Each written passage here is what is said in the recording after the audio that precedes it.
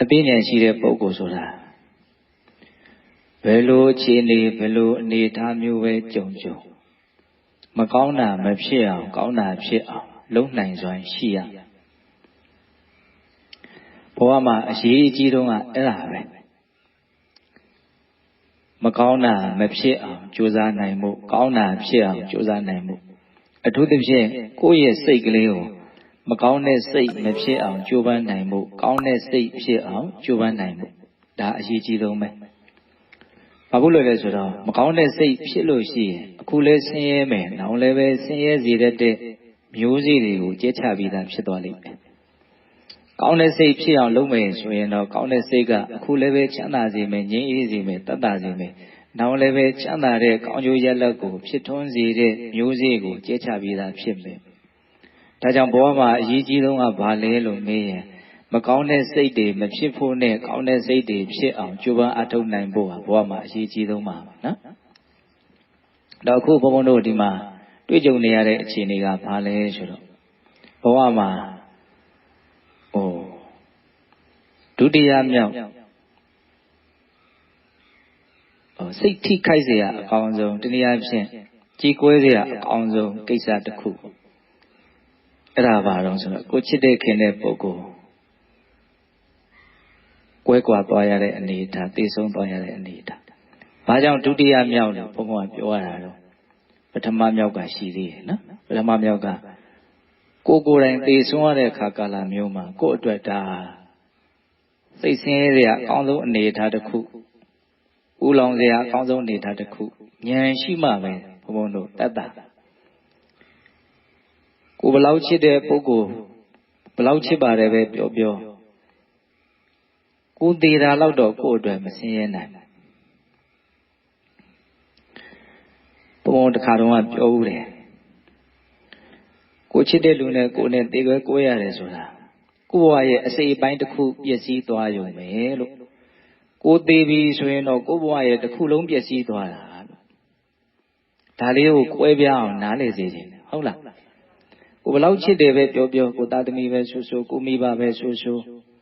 နော်ပျက်စီးသွားတယ်တည်ဆုံးသွားတယ်ဆိုတာကိုယ့်ဘဝရဲ့အစိတ်အပိုင်းတစ်ခုပျက်စီးသွားတာ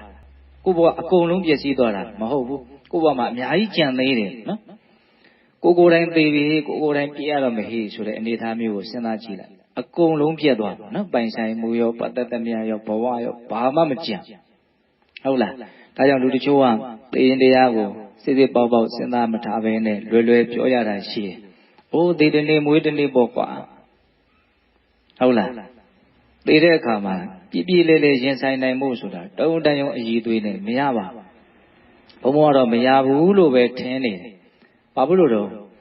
သေချာကိုယ့်အကိုတွေးကြည့်တယ်ပေါ့နော်။ဆိုကြပါစို့ဘုံပြောနေကြစကားတစ်ခု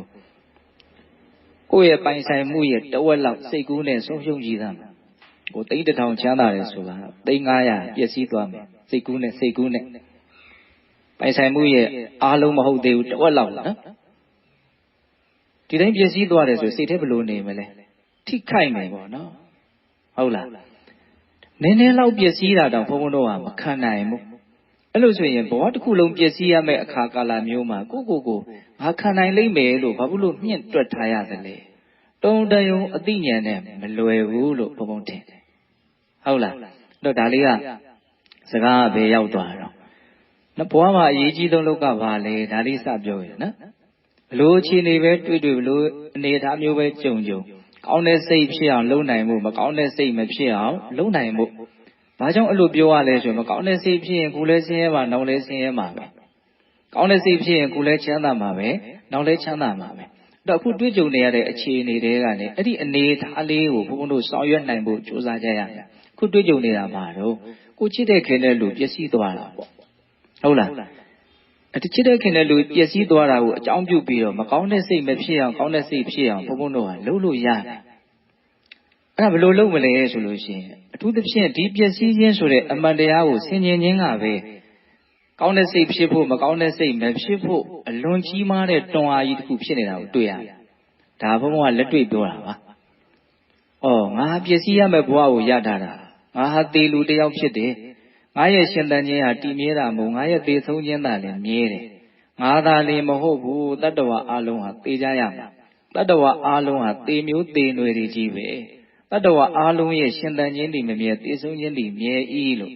ဘဝရဲ့ပျက်စီးခြင်းဆိုတဲ့အမှန်တရားနော်အဲ့ဒါကိုစဉ်းစားလို့ရှိရင်နော်သူ့ရဲ့အကျိုးကျေးဇူးပေါင်းများစွာတွေကထင်ရှားတဲ့အကျိုးကျေးဇူးနှစ်ခုဟာနော်မကောင်းမှုကိုထိတ်လန့်တဲ့သဘောကောင်းမှုကိုမြတ်နိုးတဲ့သဘောအလို့လျောက်ဖြစ်တယ်ဒါကိုဘုံကလက်တွေ့နားလည်စေခြင်းတယ်ရှင်းရှင်းပြောရရင်တော့သေခြင်းကိုစဉ်းစားဆင်ခြင်လို့ရှိရင်မကောင်းတာကိုလို့ဖို့အတွက်ဘုံတို့မရဲဝင်မှုထိတ်လန့်တယ်ကြောက်ရွံ့တယ်ဩဒါငါ့ကိုဒုက္ခပေးမယ်ညာလို့မဖြစ်ဘူးဆိုတဲ့အတွေ့ရှိတယ်နော်ကောင်းတာကိုအားကိုးလို့စိကောင်းတာကိုမြတ်နိုးတဲ့သဘောကောင်းတာကိုဆောင်ရွက်လို့တဲ့သဘောဟာထက်သန်လာတယ်တဘောမှာအရေးကြီးဆုံးအလုံးနှစ်ခုကိုလုံးဖြစ်ဖို့အတွက်ကြီးမားတဲ့တွန်းအားပဲပျက်စီးခြင်းကိုစဉ်းစားတာအခုဘုံတို့မှာအဲ့ဒီအခွင့်အရေးအဲ့ဒီအခြေအနေကြုံနေတယ်။အောင်ဆိုလူတယောက်ကဘဝနဲ့ရင်းပြီးတော့ဘဝဆိုတာဒီလိုဖြစ်တတ်ပါတယ်လို့အတန်တိတ်ကိုယ်ပြောသွားတာ။ဟုတ်တယ်မဟုတ်လား။ပြောသွားတာနော်ဒါသူ့ဘဝနဲ့ရင်းပြီးတော့ပြောသွားတာ။မင်းတို့ထင်ကြရတယ်ရှောက်ထင်မနေနဲ့ဘဝရဲ့သေချာဖို့ဖြစ်ရမယ့်အနေထားတော့ပျက်စီးခြင်းပဲဆိုတော့သူပြသွားတာ။သေခင်မှာသူဘာတွေပဲလှုပ်ဘာတွေပဲဖြစ်ခဲ့တယ်ပြောတကယ်တမ်းတော့ဘဝဆိုတာကနော်တဲ့အိမ်ဆောက်တန်းကစားနေသလိုပါပဲဟုတ်လားခိုင်ခိုင်မာမာကြီးမဟုတ်ပါဘူးနော်ခိုင်ခိုင်မာမာကြီးမဟုတ်ဒီလိုပဲပြည့်စည်သွားတာပါပဲဟုတ်လားဆိုတော့ဘုံကအခုမနေ့တိုင်းကျောင်းမှာရှိတဲ့ကိုရင်လေးတွေကို15မိနစ်လောက်ရသော်ဘုရားရဲ့ဂုဏ်လေးကိုအာယုံပြုတတ်ဖို့တတ္တဝါတွေရဲ့ပုံမှာမေတ္တာထားတတ်ဖို့ဘဝရဲ့ရှင်သန်ခြင်းဟာမတည်မြဲဘူးပျက်စီးလွယ်တယ်ငယ်လည်းပဲမသေးသေးဘူးလို့မအောင်မင်းနဲ့ကလေးတွေသိနေတာအများကြီးရှိတယ်သိခြင်းတရားနဲ့သူတို့စိတ်ကိုယဉ်နှီးစေခြင်းတယ်နော်ပြီးတော့ဒီခန္ဓာအိမ်ဘလို့တီးဆောက်ထားတယ်လဲဆိုတဲ့အတုဝတဘာဝ32ခုဌာနဒီ၄မျိုးကိုကျွမ်းကျင်အောင်နောက်တစ်မျိုးကတော့တတိပဋ္ဌာန်တရားဆိုလို့ဘာဝနာ5မျိုးကိုမနေ့တိုင်း15မိနစ်လောက်ပြောတယ်ပေါ့နော်ဘာဝနာတစ်မျိုးကို3မိနစ်လောက်မတူကွဲပြားခြားနာတဲ့ရှုထောင့်လေးကနေကြည့်ပြီးတော့ကလေးတွေနားလဲအောင်ပြောပြတယ်ဒါဘောမှာအလွန်အရေးကြီးတဲ့နော်သိစရာလုပ်ငန်းစဉ်တနည်းအားဖြင့်မကောင်းတာကိုမလုပ်ဖို့ကောင်းတာကိုလုပ်ဖို့မကောင်းတဲ့စိတ်မဖြစ်ဖို့ကောင်းတဲ့စိတ်ဖြစ်ဖို့အတွက်အလွန်ကြီးမားတဲ့တွန်းအားပေါ့အဲ့ဒီ5မျိုးတွေကမှနော်စွာထွက်နေတဲ့စိတ်ကိုအလုံးကိုပဲမကောင်းတာမလုပ်ဖို့ကောင်းတာလုပ်ဖို့ဖိအားပေးနိုင်တဲ့ဘာဝနာရှိတယ်အဲ့ဒါဘာလို့ဆိုသိရင်တရားကိုစဉ်းစားဆင်ခြင်တဲ့သဘောပဲ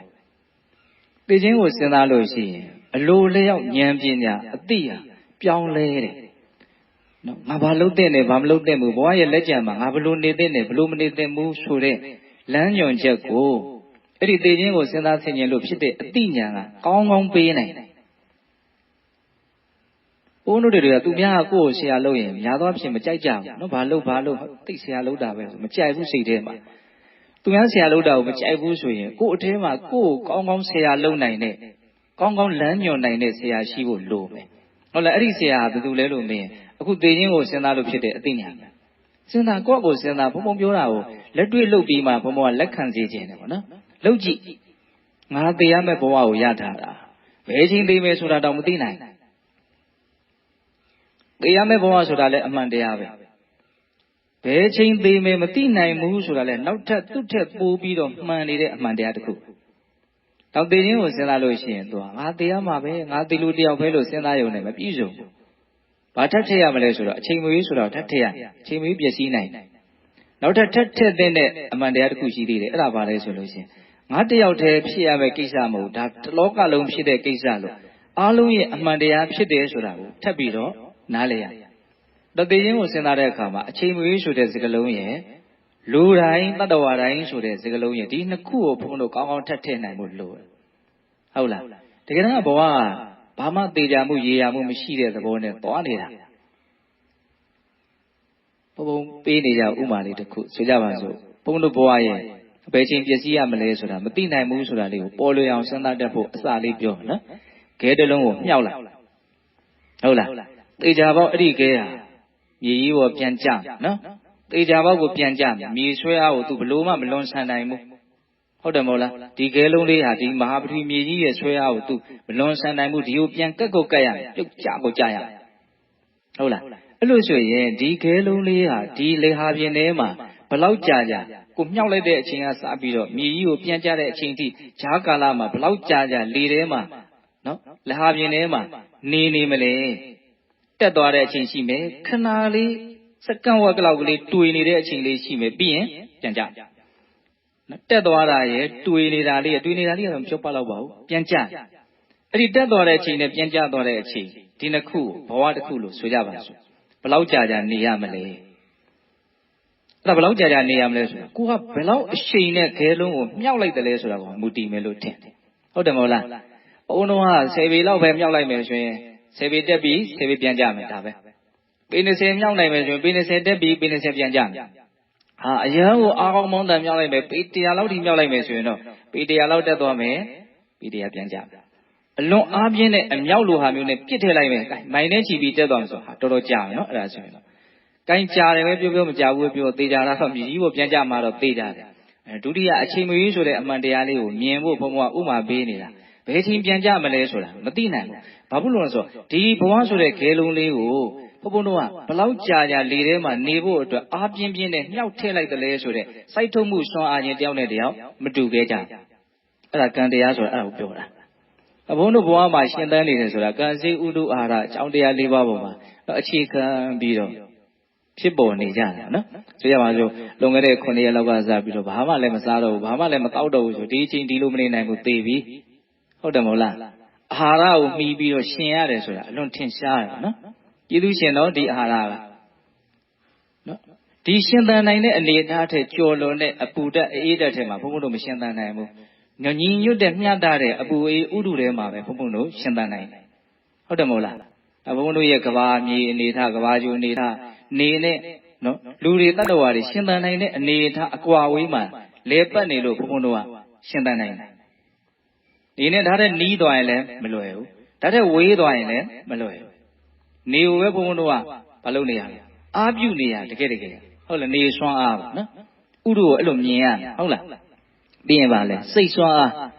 စိတ်ကရှင်သန်ဖို့လောက်အောင်အထိကိုတောက်မခံနိုင်တော့ဘူးပြော့ကျသွားပြီဆိုသေမှာပဲသူလဲဟုတ်လားဒါမြင်နိုင်တဲ့အကြောင်းတရား၃ခုပေါ့နော်အာဟာရရဲ့ဥဒုရဲ့စိတ်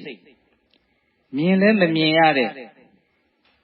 လွန်လဲကြီးမားတဲ့ပြောရရင်အကြီးမားဆုံးအကြောင်းတရားကဘာလဲလို့မေးကံတရားပဲအဲ့ဒါခုနကဘုံဘုံပြောလိုက်တဲ့ဒီခဲကိုဘလောက်အရှိန်နဲ့မြှောက်လိုက်တယ်ကံကိုအရှိန်နဲ့ဘုံဘုံကတင်စားခြင်းဟုတ်လားတယောက်နဲ့တယောက်အရှိန်မတူဘူးကိုကဆိုရပါစို့အသက်80နေရမယ်ဆိုရင်အသက်40ဟာအထုအထိနေရလို့ထင်တယ်ပြန်ကြပါနော်ကိုကတကယ်လို့အသက်40လောက်ပဲနေရမယ်ဆိုရင်တော့အသက်20လောက်ကသူ့ရဲ့ဘဝရဲ့အတက်ဆုံးအချိန်အဲ့တော့ကိုကအကြပိုင်းရောက်နေပြီလားအတက်ပိုင်းမှာလားတွေ့နေတဲ့အချိန်လားကိုယ့်ကိုစဉ်းစားမှာ50ကျော်60ဆိုရင်တော့ဟာကြာနေမြေကြီးနဲ့တော်တော်တောင်ကတ်နေပြီလို့ပြောရမှာဟုတ်လားဘလောက်ကတ်နေလဲဆိုတာတော့မသိနိုင်ဘူးနော်အတိအကျမြားတော်တစ်ချောင်းနဲ့လည်းမြင်နိုင်တယ်ဘုရားမြတ်စွာဘုရားအဲ့လိုဥမာပေးခဲ့တာလည်းရှိတယ်လေးစင်းမော်မြားတင်ပြီးတော့ပြစ်ထည့်လိုက်တယ်ဒီမြားကသေချာပေါက်ဒီအရှိန်ဟာကုန်မှာဖြစ်တဲ့အတွက်ကြောင့်မြေကြီးပေါ်သူလည်းကြမှာပဲနော်အရှိန်ရှိသလောက်တော့ပြေးမှာပေါ့ဟုတ်လားအရှိန်ရှိသလောက်ပြေးမယ်ဘယ်လောက်အရှိန်ရှိတယ်လဲဆိုတာဘုန်းဘုန်းတို့မှမသိနိုင်ဘူးကံတရားကိုအဲ့လိုစဉ်းစားရမယ်နော်အဲ့တော့ဘုန်းဘုန်းတို့ကလူရင်းစကားလေးပြန်သွားရအောင်ဘဝမှာအရေးကြီးဆုံးကဘာလဲဘလို့ချီနေပဲကြုံကောင်းတဲ့စိတ်ဖြစ်အောင်ကြိုးပမ်းအားထုတ်နိုင်ဖို့မကောင်းတဲ့စိတ်မဖြစ်အောင်လုပ်နိုင်ဖို့ဘာကြောင့်လို့မကောင်းတဲ့စိတ်ဖြစ်ရင်ဆင်းရဲမှာဆိုလို့ကောင်းတဲ့စိတ်ဖြစ်ရင်ချမ်းသာမှာမှုလို့အဲ့လိုဆိုလို့ရှိရင်မကောင်းတဲ့စိတ်မဖြစ်အောင်ကောင်းတဲ့စိတ်ဖြစ်အောင်တနည်းအားဖြင့်ကုသိုလ်မဖြစ်အောင်အကုသိုလ်မဖြစ်အောင်နော်ဘာလို့မလဲလှုပ်ရှားလို့တွေအများကြီးတွေကအလွန်ကြီးမားတဲ့တွန်းအားကိုဖြစ်စေတဲ့အကြောင်းတရားတစ်ခုအဲ့ဒါအခုပြောနေတာနော်ကျုံနေရတယ်ဆုံးနေရတယ်အဲ့ဒါပါလေနော်ပျက်စီးခြင်းသဘောတရားဒါကိုစဉ်းစားဆင်ခြင်တာနဲ့ကိုပဲအလို့အလျောက်ဘုန်းဘုန်းတို့ရဲ့စိတ်ဟာမကောင်းတာမလုပ်ဖို့အတွက်နော်စိတ်ကိုဘုန်းဘုန်းတို့ကဆုံးမပြီးသားဖြစ်တယ်ကောင်းတာလုပ်ဖို့အတွက်ဘုန်းဘုန်းတို့စိတ်ကိုတွန်းအားပေးပြီးသားဖြစ်တယ်နော်ဒါမှမဟုတ်ဒီအလုပ်ကိုလုပ်ရမယ်အဲ့လိုလုပ်တဲ့အခါမှာဘုန်းဘုန်းတို့ဘာထည့်ရမလို့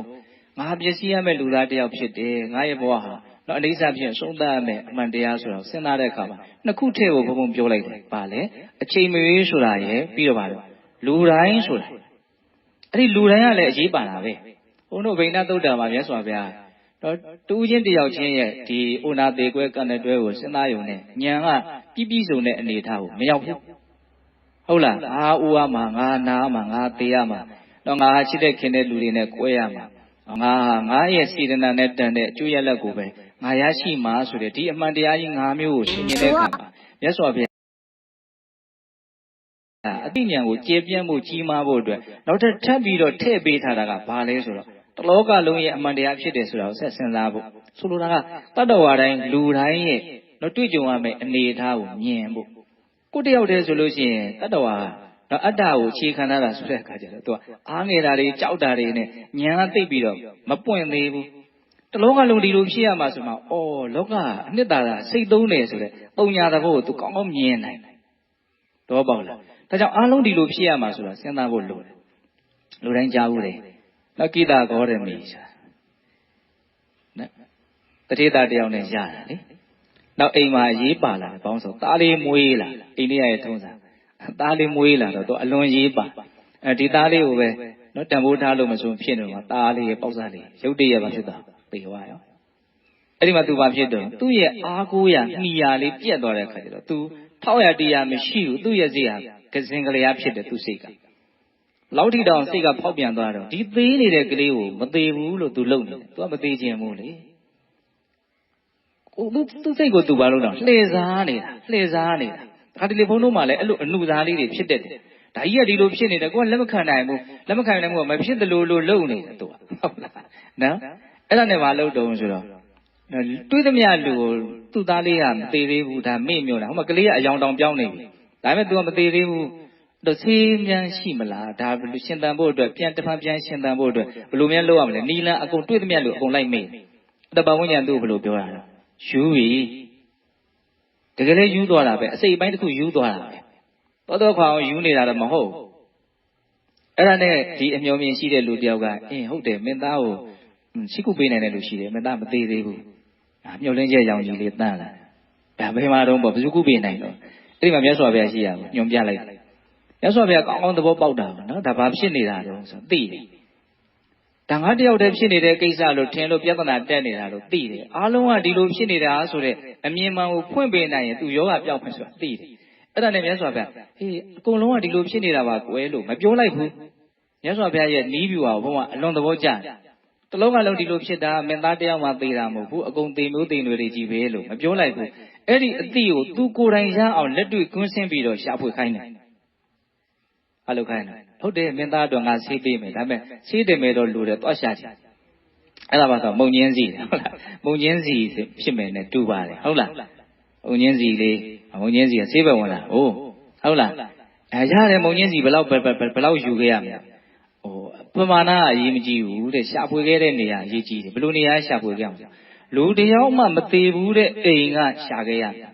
အဲ့ဒီမုံညင်းစီလေးကလူတယောက်မှမသေးဘူးတဲ့အိမ်ကမုံညင်းစီဖြစ်ရဒါမှဆေးဘက်ဝင်ပရိယေနဲ့ပြောတာနော်အဲ့ဒါနဲ့သူသွားမေးတယ်မုံညင်းစီလေးပေးပါမလေးရတယ်မင်းသားဆေးကိုပေးမယ်မပြီးမှမေးတယ်ဒီအိမ်ကလူသေးဘူးလားဟာသေးဘူးတာပေါ့ဘယ်တော့ငါအဖိုးသေးသွားတာအမေကြီးသေးသွားတာတချို့ရင်လည်းငါသားလေးသေးသွားတာ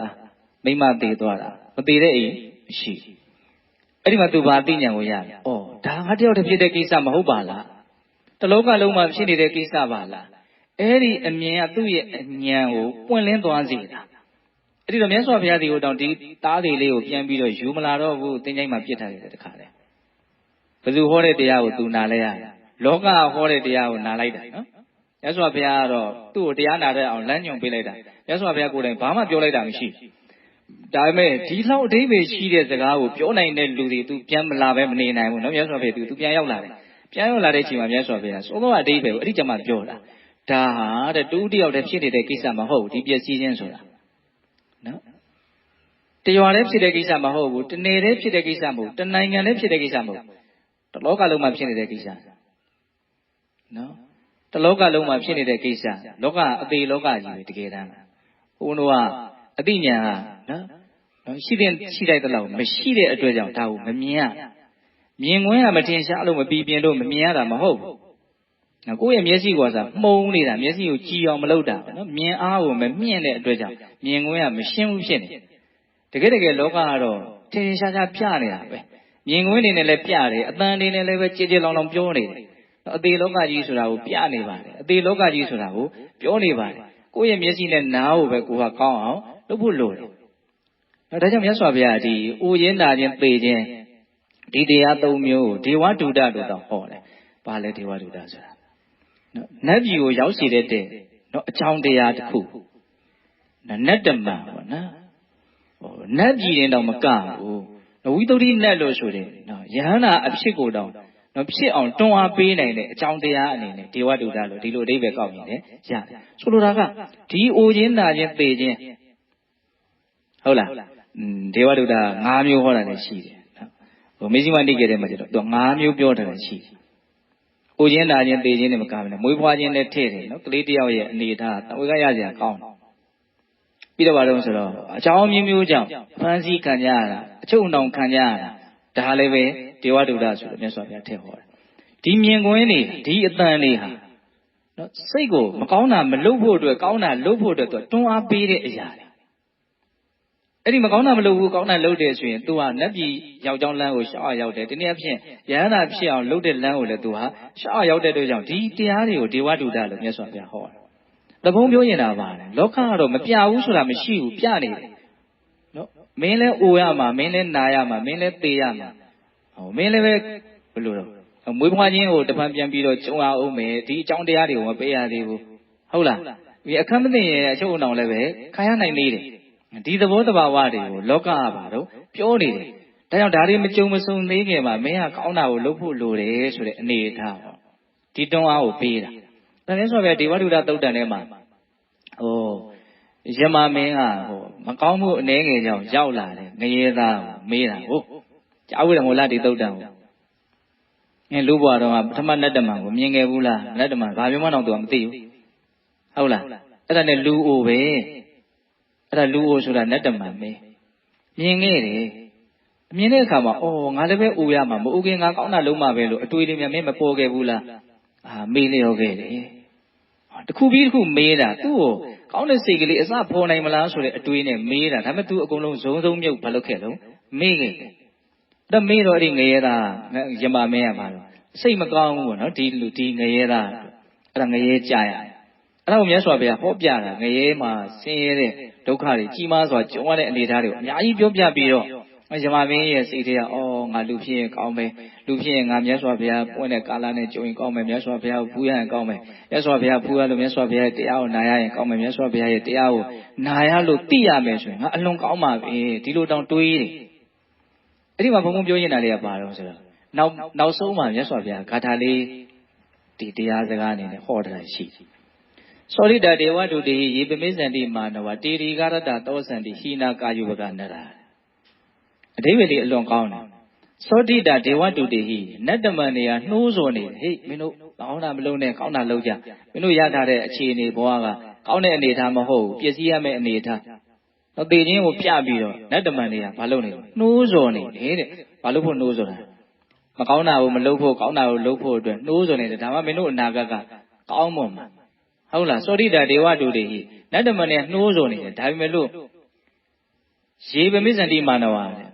တတ္တဝါတွေကမကြားဘူးမမြင်ဘူးနတ်တမန်ပြတာကိုကြားကောင်းမှလည်းမသိဘူးမြင်ကောင်းမှလည်းမသိဘူးမေ့နေနော်ယေပမိစ္ဆန္တိမာနဝမေ့နေတော့ဘာဖြစ်တော့တေဒီကရတသောစန္တိဟိနကာယုပကနရာနော်နတ်တမန်တွေကတိုက်တွန်းနှိုးဆော်ပါလဲနဲ့ကောင်းမှုကိုမေ့နေကြတဲ့အဲ့ဒီတတ္တဝါတွေဟာတဲ့အလွန်ချာမြင့်လာသောကာလပတ်လုံးယုံညံ့တဲ့ဘဝခန္ဓာတွေကိုရပြီးတော့စိုးရင်ရလိမ့်မယ်ပူရလိမ့်မယ်တဲ့အလွန်ထိတ်လန့်ကြကောင်းတဲ့ဒီကထာလေးဟုတ်လားသောတိတာဒေဝဒုတိဟိယေပမိစ္ဆန္တိမာနဝတေရီကာရတသောစန္တိဟိနကာယုပကနရာနော်ယုံညံ့တဲ့ဘဝခန္ဓာတွေကိုရပြီးတော့ဟိနကာယုပကနရာဟုတ်လားယုံညံ့တဲ့ဘဝခန္ဓာတွေကိုရပြီးဘာဖြစ်တော့တေဒီကာရတသောစန္တိအလွန်ရှည်လျားတဲ့ကာလပတ်လုံးပူရတဲ့လောင်ရတဲ့ရေစကောဒေဝဒုတိဟိတန်တောတပ္ပရိတာဣဒာသောရိတာနပပိစ္ဆန္တိအရိယာရမေကုရသန္တဟောရသော်ဘုရားအစရှိတဲ့သူတော်ကောင်းကြီးတွေဟောခဲ့တဲ့တရားကိုအမှတ်ရပြီးတော့ပညာရှိတဲ့ပုဂ္ဂိုလ်တွေဟာဒီနတ်တမန်တွေကနှိုးဆော်တဲ့အခါသူတို့မမေ့ကြဘူးမမေ့တော့သူတို့ဘာဖြစ်တော့ကောင်းရမြတ်ရောက်ကြတယ်ကောင်းမွန်တဲ့အနာဂတ်ကိုရရှိကြတယ်ပေါ့နော်အဲ့ဒါဘုန်းတို့တွေကပါလေနော်လောကကတော့မပြောဘူးမရှိဘူးအမှန်တရားကိုပြောနေပါလေလောကကတော့မပြဘူးမရှိဘူးအမှန်တရားကိုပြနေပါလေအဲ့ဒါကိုကမြင်အောင်ကြည့်တတ်ဖို့ကြားအောင်နားထောင်တတ်ဖို့မလိုဘူးလားလိုတယ်နော်အဲ့ဒါလေးကိုဘုံဘုံပြောတာအခုဒါကပါလေအဲ့ဒီအခွင့်အရေးပဲဟုတ်တယ်မဟုတ်လားမိသားစုတွေပို့ပြီးတော့ကြီးမားတဲ့အခွင့်အရေးလို့ထင်တယ်ဘာလို့လို့ကိုယ်နဲ့မသိတဲ့လူတွေသေဆုံးခြင်းကကိုယ်နဲ့သိတဲ့လူတွေသေဆုံးခြင်းတော့ကိုယ့်ရဲ့စိတ်ကိုနော်ဒီတွန်းအားမပေးနိုင်ထိတ်လန့်မှုကိုမဖြစ်စေနိုင်ဒါဘာကိုကြည့်ပြီးတော့ဗေဒေသနာကိုထောက်ပြီးတော့ဘုန်းတို့ပြောလို့ရတယ်ဆိုရင်ဟိုအင်္ဂုတ္တပါဠိတော်ထဲမှာပတောဒသုတ်တံဆိုတာရှိတယ်မြင်းလေးမျိုးနဲ့ဥမာပေးပြီးတော့ဟောတာရှိတယ်တော့ဒေသနာကိုအနာယူများတဲ့တရားဓမ္မတွေဆိုရင်ကြားဖို့မယ်ထင်ဟုတ်လားလောကမှာမြင်းလေးမျိုးရှိတယ်အချင်းချုပ်လေးဘုံဘုံပြောပြဟုတ်လား ရေပြားလေးကိုပေါက်အောင်ရိုက်လိုက်မှပြေးတာဝိညာဉ်တော်တွေကိုထိုးလိုက်မှရေပြားလေးပေါက်သွားမှပြေးတာဒီအပေါ်အမွှေးလေးကိုထိလိုက်တာနဲ့ပြေးတာရှိတယ်နှင်တန်ရိတ်ကိုမြင်တာနဲ့ပြေးတာရှိတယ်ရိုက်တော့မရအောင်ဟုတ်လားဝိညာဉ်တွင်းဝင်အောင်ထိုးလိုက်မှပြေးတာရှိတယ်အသားကိုပေါက်အောင်ထိုးလိုက်မှပြေးတဲ့မြင်ရှိတယ်အယိုးဒီဆိုင်အောင်ထိုးမှပြေးတဲ့မြင်ရှိတယ်ဆိုမြင်လေးမျိုးဟောတာဟုတ်လားအဲ့လိုပဲလောကမှာအာဇာနည်၄မျိုးရှိတယ်အာဇာနည်တွေပါတယ်နော်သူတို့ကဘယ်လိုတော့သတင်းကြားတယ်ဘယ်သူတော့သိတယ်ဘယ်သူတော့ကျမ်းမာရေးမကောင်းဘူးတဲ့အဲ့လိုကြားတာမြင်ရတာမဟုတ်ဘူးကြားတာလေးနဲ့ကိုပဲငါလည်းပဲအဲ့လိုဖြစ်တဲ့ဘဝမျိုးကိုရထားတာလို့အကြားကိုပဲအခြေခံပြီးတော့ငါကောင်းတာလုံးဝဖြစ်မယ်ဆိုတော့လှုပ်တာသူအာတော်ကုန်နဲ့ယဟန္တာဖြစ်တယ်တဲ့ဒါပထမအာဇာနည်မြင်မျိုးပေါ့နော်ဒုတိယကျတော့ဘာလို့ကြားတာနဲ့တော့သူကမတုံ့လို့ဘူးမြင်ရတယ်အဲ့ရတယ်မှာကြည်ကျင်ငယ်ထဲမှာတော့လူလဲပြီးတော့အလွန်ပင်ပန်းဆင်းရဲစွာဘဝခန္ဓာရဲ့ဒုက္ခကိုခံရဟုတ်လားအဲ့ဒါမြင်တဲ့အခါမှာ तू ထိတ်လန့်တုန်လှုပ်ပြီးတော့ကောင်းတာကိုလှုပ်တယ်ဒါဒုတိယအာဇာနည်ပေါ့နော်နောက်တတိယကျတော့ तू မြင်တာကြားတာလောက်နေမရဘူးတော့ဘယ်လိုတုံးဆိုတော့သူ့ရဲ့ကိုယ်တည်းကိုဟာပေါ့ သူ့ရဲ့ဆွေမျိုးတွေဒါမှမဟုတ်သူ့မိသားစုဝင်တွေမှာတယောက်ယောက်ပြည့်စည်တာအဲ့ဒီကျတော့မှစိတ်ကထိတ်လန့်တုန်လှုပ်တယ်မြင်တာကြားတာလောက်နဲ့သူ့စိတ်ကိုဒီတန်ဝေကရအောင်အဲ့ဒီအနေထားမစွမ်းဆောင်နိုင်သူ့ရဲ့အတိုင်းဝိုင်းနဲ့ဖြစ်မှာပဲသူထိတ်လန့်မှုကိုဖြစ်စေတယ်ဟုတ်လားဒါတတိယမျိုးစားသုဒ္ဓမျိုးစားကြတော့သူအမြင်တာနဲ့လည်းမရကြားတာနဲ့လည်းမရကိုယ်အိမ်ဖြစ်နေတာကို तू ကမရသေးဘူးသူညနေနဲ့ပို့ပြီးတော့တုံးတယ်ပေါ့နော်သူဘယ်ကြမှာ तू ကရအောင်သူကိုယ်တိုင်ဖြစ်မှာပဲရသူကိုယ်တိုင်ယောဂဖြစ်ပြီနော်ဒါလည်းခက်တာငါမှအဲ့ဒီရည်သွေးရှိမရှိဆိုတာယောဂဖြစ်ပြီးမှစမ်းရမယ်အနေထားမျိုးဆိုတော့သိမကောင်းဘူးမဖြစ်ခင်ကစပြီးတော့ဖြစ်တတ်တယ်ဆိုတော့နားလည်ထားဖို့လိုတယ်သေခြင်းတရားဖြည့်ရှင်းဖို့ခက်တဲ့ပြဿနာဆိုတာသေဂာနိကြမှာသိလို့တော့သိအကျိုးရှိမယ်မထင်ဘူးဘုံဘုံကမသေခင်ကစကြိုးသိထားဖို့လိုတယ်သေဂာနိမှာသိတော့လို့ပြောရတော့ဆေးမမီတော့ဘူးလို့ပြောရမလို့ဖြစ်တယ်နော်ယောဂကျွမ်းနေဆေးဘလောက်စွမ်းကျွမ်းနေမှတော့ယောဂကျွမ်းနေမှတော့သူအစွမ်းပြနိုင်မှာမဟုတ်ဘူးနော်ဟုတ်လားအဲ့တော့ဒါပေမဲ့ဒီလူကဘာလို့နောက်ဆုံးယထာလေးနဲ့တော့ချိတ်လိုက်သေးတယ်ဟုတ်လားဟုတ်တော့သူကိုယ်တိုင်ဖြစ်တဲ့အခါမှာသူထိတ်လန့်မှုတန်ဝေကအခြေခံပြီးတော့ကောင်းတာကိုလုပ်သွားနိုင်တယ်လောကကိုယ်တိုင်ဖြစ်တဲ့အချိန်မှာတောင်မှတတိတံဝေကမရနိုင်တဲ့တတ္တဝါပဲများပါပဲဆိုလိုတာကအဲ့ဒီမြင်းလေးမျိုးထဲမှာမပါဝင်နိုင်တဲ့တတ္တဝါပဲများတယ်အဲ့မဲ့ကိုယ်တိုင်ဖြစ်တာတော့မရသေးဘူးလားညံ့လာရည်လားလို့မအောင်မင်းနဲ့အဲ့ဒါကိုယ်တိုင်ဖြစ်မှသိမယ်တော်လားညံ့လားဆိုတာဟုတ်လားတဘာတွေပြောနေအောင်ဘုံဘုံကဒါဒီအခြေအနေလေးတွေကနေဘုံဘုံတို့ဟာကောင်းတာကိုဖြစ်အောင်လုပ်နိုင်ဖို့မကောင်းတာကိုရှောင်ကျဉ်နိုင်ဖို့ပို့ပြီးတော့ဘုံတို့ထိထိရောက်ရောက်စကလုံးနဲ့ပြောရရင်ကောင်းတဲ့စိတ်ဖြစ်အောင်လုပ်နိုင်ဖို့မကောင်းတဲ့စိတ်မဖြစ်အောင်တားဆီးနိုင်ဖို့ဒီသဘောလေးပဲဒါလေးပဲဘဝမှာအခြေခံအကြဆုံးကအဲ့ဒါဖြစ်ဖို့အတွက်မြတ်စွာဘုရားအများကြီးတွန်းအားပေးပြီးတော့ပြောတယ်ဒါကြောင့်မကောင်းမှုရှောင်ကောင်းမှုဆောင်ဖြူအောင်စိတ်ကိုထားအဲ့ဒါကြတော့သူကနော်အဆင့်အမြင့်ဆုံးအဆုံးမှထပ်ထည့်တာပေါ့နော်စိတ်ကိုဖြူအောင်ထားဆိုတာလေးပါသွားတာပေါ့နော်သဘုံပြောချင်တာလေးတွေအကုန်လုံးနားလည်ကြမယ်လို့ထင်ပါတယ်ဟုတ်လားခုတွေ့ကြုံနေရတဲ့အခြေအနေတွေကနေကိုယ့်အတွက်အလွန်မြင့်မားတဲ့နော်အသိဉာဏ်ဖြစ်အောင်ကြိုးစားရင်းနဲ့ကောင်းတာပဲဖြစ်ဖို့ကောင်းတာဖြစ်ဖို့ဘာလို့ရမလို့ကြိုးပမ်းအထောက်ချမယ်အဲ့ဒါဆိုလို့ရှိရင်ကိုယ့်ကိုမစင်းရအောင်လုပ်ရရောက်တယ်ကိုယ့်ကိုချမ်းသာအောင်လုပ်ရရောက်တယ်ဒါအရေးပါဆုံးကိစ္စတစ်ခုကိုဆောင်ရွက်နေတာလို့ဆိုနိုင်ဘူးလားဆိုနိုင်တယ်ဒါတရားနာတဲ့ပုဂ္ဂိုလ်တွေနှလုံးသွင်းဆင်ခြင်ဖို့ဘုံဘပြောပြတယ်နော်နာယီဝနည်းနည်းကြော်သွားပြီဟုတ်လားအဲ့တော့မူရင်းဘုံဘတို့ရည်ရွယ်ထားတာပါတော့အခုကိုပြုတာလို့ကိုယ်တဏ္ဍာမှာကောင်းတဲ့စိတ်ဒီဟူသောကုသိုလ်ကောင်းမှုတွေဖြစ်နေတယ်နော်ပေးရတယ်ကံရတယ်ကျွေးရတယ်မွေးရတယ်ဒါကောင်းတဲ့စိတ်တွေပေါ့ဒါနပေါ့ဟုတ်လားခုသီလစောင့်တည်တယ်အခုအမှန်တရားကိုစဉ်းစားဆင်ခြင်တယ်ဘာဝနာထဲမှာအကျုံးဝင်တယ်ဒါနရောသီလရောဘာဝနာရောဘုန်းတို့စွမ်းအားရှိသလောက်ကိုယ်တဏ္ဍာမှာလှုပ်ထားရရောက်သွားတယ်ကုသိုလ်ရှိနေပြီပေါ့နော်အဲ့ဒီကုသိုလ်ဘယ်သူ့ကိုပေးနေတာတော့ဒီကနေ့လှုပ်နေတာကိုယ်လွန်သွားတဲ့ဒကာကြီးဥဝင်ဖို့ပေးနေတာပေးနာပစ္စည်းတစ်စုံတစ်ခုကိုပေးတယ်လို့မျိုးရောဟဲ့ပေးလို့ဖြစ်တဲ့ကိစ္စမျိုးမဟုတ်ဘူးကုသိုလ်ဆိုတာကိုယ်တဏ္ဍာမှာဖြစ်သွားတဲ့စိတ်ကောင်းလေးဖြစ်တဲ့အတွက်ကြောင့်ဒါကိုဘယ်လိုပေးမလဲဓာတ်ရိုက်ပေးလို့မရအဲ့တော့ဘုန်းတို့အမျှဝေတယ်ဆိုတာကသူ့တန်တံမှာကုသိုလ်စိတ်ကလေးဖြစ်အောင်ကိုကပံ့ပိုးပေးတဲ့အနေအထားလောက်ပဲတတ်နိုင်တယ်ကိုကုသိုလ်သူ့ကိုပေးလို့ရတာမဟုတ်ဘူးအဲ့တော့အဓိပ္ပာယ်ကပါလေဘုန်းကရှင်းအောင်ပြောမယ်နော်အခုဘုန်းတို့ကဒီမှာအမျှဝေတယ်ဆိုတာငါမင်းအတွက်ရည်ရွယ်ပြီးတော့ကောင်းတာလုပ်နေတယ်မင်းအဲ့ဒါကိုဝမ်းမြောက်ပါသဘောတူပါသာဓုခေါ်ခိုင်းတယ်ဆိုတာသဘောတူခိုင်းတာဝမ်းမြောက်ခိုင်းတာပဲတကယ်ကဝမ်းမြောက်တဲ့အခါမှာသူ့စိတ်ထဲမှာအဲ့ဒီဝမ်းမြောက်သူများကောင်းတာလုပ်နေတာကိုဝမ်းမြောက်တယ်ဆိုတာကဘာဖြစ်သွားလဲကုသိုလ်ဖြစ်နေတာ အဲ့ဒီကုသိုလ်လေးဖြစ်အောင်ပဲဘုန်းတို့မှလုပ်ပေးလို့ရတယ်ကိုကုသိုလ်သူ့ပေးလို့ရတဲ့ကိစ္စမဟုတ်သူ့ကိုဝမ်းသာတဲ့စိတ်ကလေးဖြစ်ပေါ်ခွင့်ရသွားအောင်ကိုကလှုပ်တာဝမ်းသာတာလည်းဘာလို့ဝမ်းသာစေချင်တာတော့ကောင်းတာလှုပ်တာကိုဝမ်းသာစေချင်ဟုတ်လားငါကောင်းတာလှုပ်နေတယ်မင်းဝမ်းသာဖို့အတွက်ကိုလှုပ်နေတာကြည်ကွဲတဲ့စိတ်ရှင်နဲ့မလှုပ်နဲ့နော်ကိုတာသမီတွေအနေနဲ့ဆိုတာကိုမိဘဆိုတော့ဘဝမှာအရေးကြီးဆုံးပုဂ္ဂိုလ်အခြေရဆုံးပုဂ္ဂိုလ်တွေတယောက်နော်တကောကဒီလိုမျိုးမှာဝမ်းထဲကြည်ကွဲနေလို့မကောင်းဘူးပေါ့နော်ဒီချိန်လေးမှာကိုယ်စိတ်ကလေးလည်းဖြူရှင်းဝမ်းထဲကြည်ကွဲနေကုသိုလ်ဖြစ်နေလားအကုသိုလ်ဖြစ်နေအဲ့ဒါကြီးဘယ်လိုလုပ်မျှဘူးနော်တော့ဝမ်းထဲကြည်ကွဲတဲ့စိတ်ကိုအသိဉာဏ်နဲ့ဘာလုပ်ရမလို့ဖယ်ရမယ်ပေါ့နော်ဖယ်ပြီးတော့ကောင်းတဲ့စိတ်ဖြစ်အောင်လုပ်ရမယ်ကောင်းတဲ့စိတ်ကပါလေဒါနနဲ့ရှင်တာရှိတယ်သီလနဲ့ရှင်တာရှိတယ်သမာဓိပညာနဲ့ရှင်တာရှိတယ်ဟုတ်လားအဲ့ဒီကုသိုလ်စိတ်ကလေးကိုသူ့ကိုဘယ်လိုလုပ်မလို့ဝမ်းသာပါဒါမင်းဝမ်းသာဖို့အတွက်ငါတို့လုပ်နေတာဒီသဘောလေးပဲနော်အဲ့ဒါကိုမြန်သူကသိနိုင်မြင်လို့ဝမ်းသာမယ်ဆိုရင်အဲ့ဒီဝမ်းသာတဲ့စိတ်တည်ပင်လေးရဲ့သူ့တန်တမှာဖြစ်သွားတဲ့ကုသိုလ်ပဲအဲ့ဒီကုသိုလ်ကပဲသူ့ကိုယုံညံ့တဲ့ဘဝကဲတင်ပါဒါလည်းပဲလွန်မှဖြစ်တော့ဖြစ်ခဲ့ကိစ္စပါတကယ်လို့သေလို့သိစံဖြစ်သွားတယ်ဘာမှမတတ်နိုင်ကိုပြုရလည်းမသိဘူးနတ်ဖြစ်သွားတယ်ဘာမှမတတ်နိုင်ဘူးလူဖြစ်သွားတယ်ဘာမှမတတ်နိုင်ဘူးမြမဖြစ်သွားဘာမှမတတ်နိုင်ငရဲကြသွားတယ်ဘာမှမတတ်နိုင်ဘယ်နေသားလေးကိုဘုံတော့ရည်ရွယ်လုံးနေတာဆိုအနည်းငယ်မြတ်တော့တန်ရောစဉ်နည်းငယ်မြတ်တော့အကုသိုလ်တရားလေးကြောင့်ကိုနားမှာမကျွတ်မလို့ဖြစ်နေတဲ့အနေအထားလေးပေါ့နော်အဲ့ဒီအနေအထားမျိုးလေးမှာ तू ကသိနိုင်တယ်မြင်နိုင်တယ်ဆိုရင်ဟိုကလည်းဒီမှာतू ဝမ်းသာဖို့အတွက်ကောင်းမှုကိုပြုပြတယ်။ကံဝမ်းသာပါဆိုအဲ့ဒီမှာ तू ဝမ်းသာတာနဲ့အနေအထားလေးကို तू ပြောင်းလဲနိုင်တယ်ပေါ့သူ့ဘဝလေး तू ဒါကိုမြတ်စွာဘုရားမြင်လို့နော်ကွယ်လွန်သူအတွက်ရည်ရွယ်ပြီးတော့ကောင်းမှုကိုပြုရမယ်သူ့ကိုအမြတ်တမ်းပေးဝေရမယ်တော့သားသမီးတွေဆိုလို့ရှိရင်မြတ်စွာဘုရားသာသမီဝတ္တရား၅ပါးထဲမှာမဖြစ်မနေလုပ်ကိုလုပ်ရမယ်တာဝန်ကြီး9ရက်ထဲမှာတော့ထည့်ပြီးတော့ဟောတာလူမျှဝေ၍ဆိုတာဟုတ်နော်တော့နည်းနည်းစကားတွေနည်းနည်းများနေပြီဟုတ်လားနော်ဒါပေမဲ့လူရင်းလေးတွေမဖြစ်မနေဘုံတို့တိကိုသိရမယ်အကြောင်းတရားလေးတွေကိုဘုံပြောနေတာပါဟုတ်လားချို့လည်းပဲတည်ပြီးသားတွေပါပဲသို့တော့ပို့ပြီးတော့မြင်ရှင်းဖို့ချို့လည်းပဲ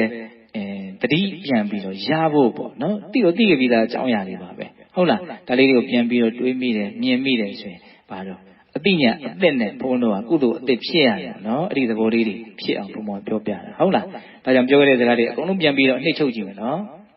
ဘလို့အခြေအနေပဲကြုံ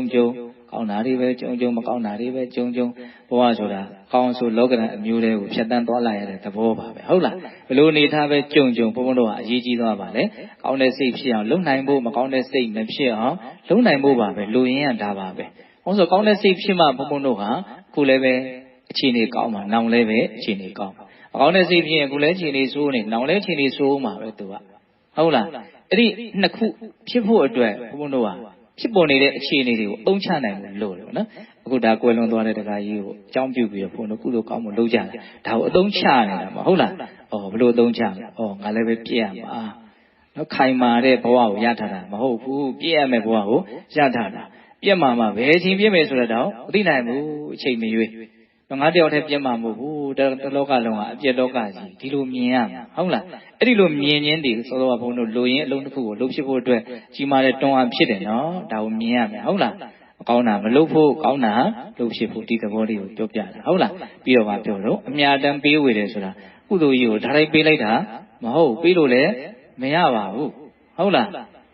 အဲ့တော့ဘုန်းတို့ဘာလုပ်တော့သူ့ကိုဝမ်းသာတဲ့စိတ်ဖြစ်အောင်အမြတ်တမ်းပေးဝေတဲ့သဘောပေါ့နော်အဲ့ဒါလေးကိုဘုန်းတို့ဆက်ပြီးတော့လုပ်ရအောင်နော်ဒါကြောင့်ဒီကနေ့ပြုလုပ်ကြရတဲ့ကုသိုလ်ကောင်းမှုသုသူတို့ရဲ့အစွမ်းတတ္တိကြောင့်ဘုရားတပည့်တော်တို့ဒီမဲ့ညာပုညမျက်နှိပ်ပံကိုလင်းမြန်ထုံချမျက်မှောက်ပြုပြရစေကုန်သောဟုပတ္တနာအောင်စုပြုကြကုန်ရတည်း